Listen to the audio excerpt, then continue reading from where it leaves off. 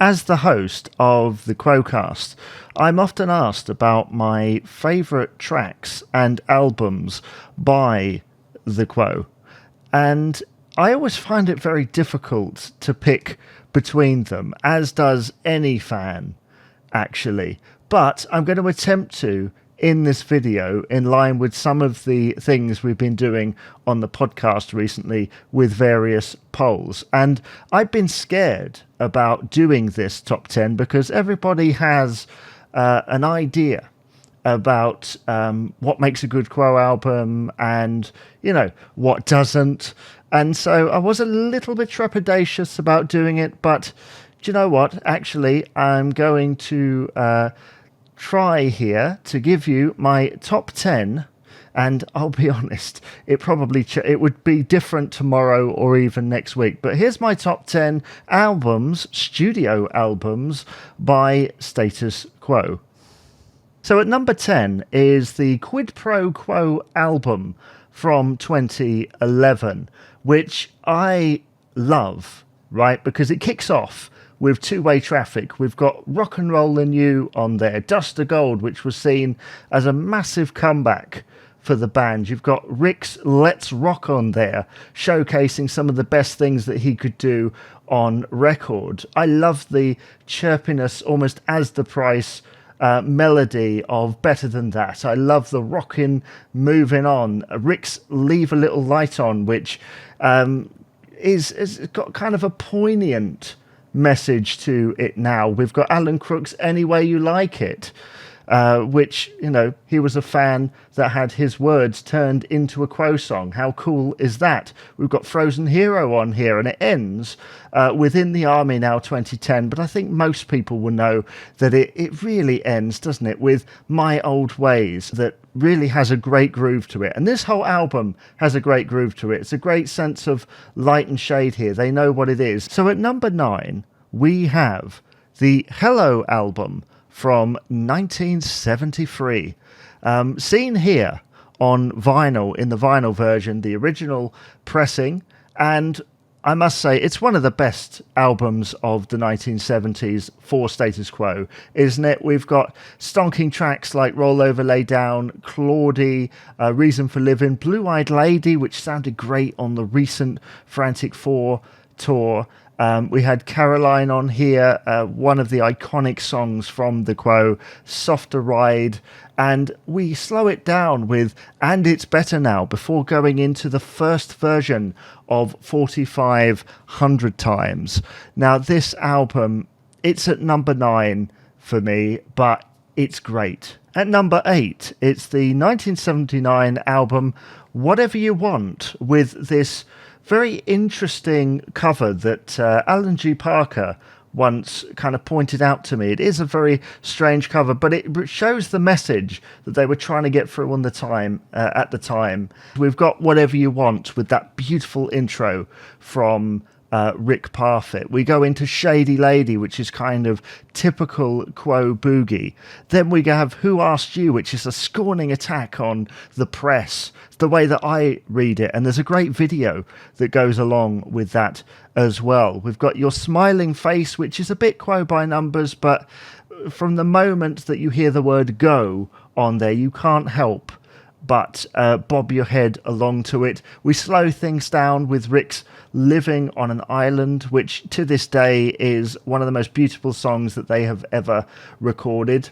And we go into, again, they slow it down to speed it up nicely with Come Rock With Me and Rockin' On, which is included as a medley in a lot of compilations down the years.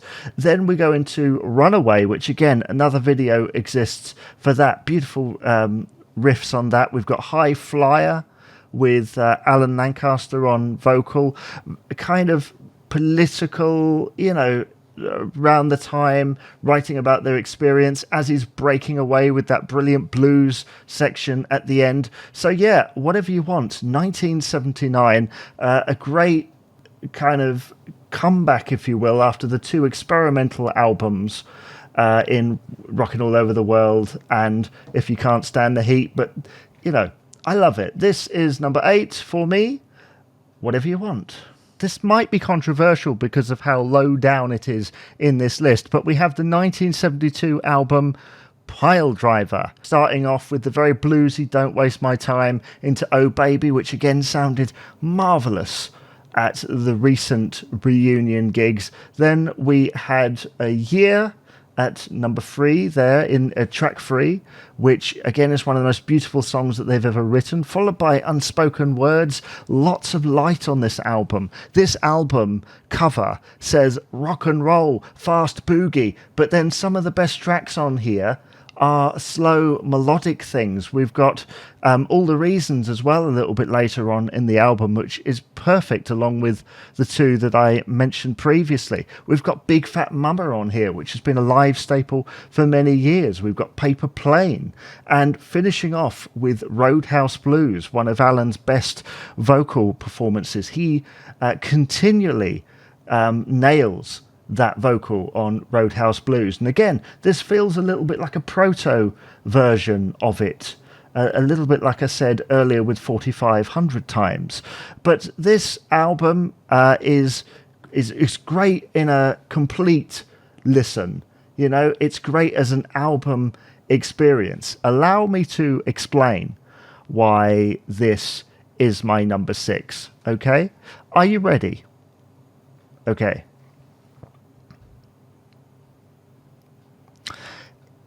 It's the Thirsty Work album from 1994, and it's one of the first Quo albums that I received that wasn't a greatest hits or a live album, and I have a fondness for it because it's before I heard a lot of the 70s stuff that wasn't on a greatest hits album, and so I have a great fondness for these songs. These songs, to me, they're very melodic. There's great production on it. It's a pop album, essentially. And I know that's what a lot of fans didn't like about it, was that it strayed away from the Quo that everybody loved. But for me, it has some fantastic songs on here. We've got Going Nowhere, we've got Confidence, Point of No Return, which has got an amazing hook that sticks in my head for days. We've got Like It or Not, which again is the same kind of thing. Soft in the Head, Lover of the Human Race, which was recorded again recently. We've got Sherry Don't Fail Me Now, which is a little bit 80s, but I kind of like it. And then Rude Awakening Time, one of the best Quo tracks of the 90s, in my opinion. Okay, it's a little bit dodgy towards the end. Restless, Tango, Sorry, fine. You know, it feels a bit off. But personally, I have a fondness for it, and it's my number 6. So my tin hat is firmly on for my number 5, because, again, it's in an era of Quo which some people like, some people don't. But again, allow me to explain. Ain't Complaining, 1988. And boy, does it sound like it. It really does sound like 1988. We start off with that very creative intro to Ain't Complaining. We go into kind of pop territory. Every Time I Think of You, which Rhino recently said was unfinished. Unfinished. I love it. I think it's a masterpiece of 1980s pop for the Quo. And okay, there's a couple of odd tracks on here. The Loving Game and One for the Money, and At a Push, Don't Mind If I Do. But I love the kind of very sad notion of Who Gets to Love. I love, again, that very similar notion of I Know You're Leaving, which has made me cry on so many occasions because of just how powerful it is. And the mixture of Rossi and Parfit's vocals there really bring it home. And for me, one of my favourite Quo tracks of all time is on here as well. Another Shipwreck, which couldn't sound more 1980s if it had tried. And that is why I love this album. Not because it's a Status Quo album, but because it's an album of the 1980s. If there's someone out there that doesn't like this album, that has it on vinyl, send it to me. I don't have this on vinyl. I would love this on vinyl. I haven't been able to find it. So number 4 on my countdown is interesting. It's the 1978 album, If You Can't Stand the Heat. Whereas Ain't Complaining is very 1980s, this is very late 70s. There's a lot of experimentation going on here. And the imagery in this thing, again, is very of that era. We've got the likes of Again, Oh What a Night. Stones is on here, sung by Alan Lancaster. Let Me Fly, which again is a great example of Quo Boogie. Like a Good Girl, which just chugs along nicely. Long-Legged Linda, originally by Andy Bowen. Great version of that. Someone Show Me Home, a nice countrified kind of number there with an interesting video to match it. But to me, the song that wins in this album, the song that wins is Accident Prone. How on earth that managed to pass by the public, I have no idea, because I personally love it. I think it is such an interesting track. It's so disco. The playing on it is exceptional, and I just absolutely love it. Number 3 is one of the first albums that I received on vinyl when I started collecting vinyl back in 2003 or 4, and I must have paid about $5 for it, which at the time was a bargain. I think it still is a bargain even now. So it's Blue for You. Blue for You, 1976 classic. Levi denim, blue, extremely blue, and an extremely good album as well. I mean, look at the inside sleeve. This is a band that want to rock. And this album is very rockin'. It is. I personally love it. I think it's great. We've got Is There a Better Way? It starts off very kind of punky in its tone. Alan Lancaster delivering, again, another great vocal, and very Quo-like, but very un-Quo-like all at the same time. Ring of a Change is on here as well, which, again, great use of very recognisable Quo riffs. We've got the first Rollin' Home, not the one from the 1980s, but the one from here. We have Rain, Blue for You, great bluesy number. We've got That's a Fact, which again was recorded recently. And it ends with the long version of the Mystery Song, which on vinyl, I can tell you, sounds absolutely amazing. And like I say, it's one of the first albums that I received on vinyl. I think out of all the Quo albums that I own on vinyl, this is by far the most played, which is why it looks very worn around the edges. And I think if I was asking, if someone asked me to recommend a Quo album for them to listen to, that if they'd never heard the band before, this is probably it. It's a great mix of light and shade. This is Quo at the height of their powers, and it's great. I mean, it's recorded around the same time as the live album. What more could you want? So this is my number 3. Number 2 is Rock Till You Drop, 1991. And again, probably a product of me having grown up in the 90s, heard a lot of these tracks, and this album and its particular sound just kind of sounds like the Quo of my era when I used to see them on the TV. I love the kind of late 80s sound going on here. That drum sound is very unique, and I think they did a marvelous job on this. There was some great production work by Francis Rossi and co, and I just think it's great. One Man Band is a hidden classic. It doesn't get talked about enough. Like a Zombie, again, very interesting. All We Really Want to Do is one of Rossi's favourite compositions, and it's not hard to see why. We've got a little bit political on Warning Shot. We have a couple of covers on here because it's during this era where covers were quite popular for the band, but in the most part, especially the fact that the CD version, which I hold in my hand here, had extra tracks on it, including a 12-minute version of 4,500 times, and that was intended to be like a drooling sound, and I failed miserably.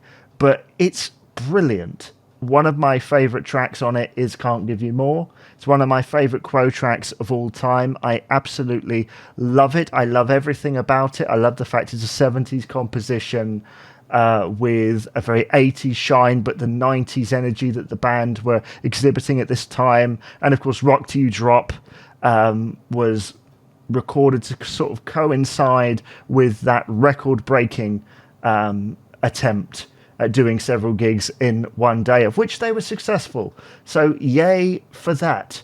So out of all the studio albums that Quo have recorded over the years, which is my number one in this top 10? I found it very difficult with the lower etches of this chart because I love a lot of them a lot, but really, there was no doubt in my mind that the number one was going to always be, no matter what time of day or night it was always going to be this corker. Number one album, as is many in this thing, but it's probably one of my favourite number one albums from them. It is On the Level, which again is off the chart.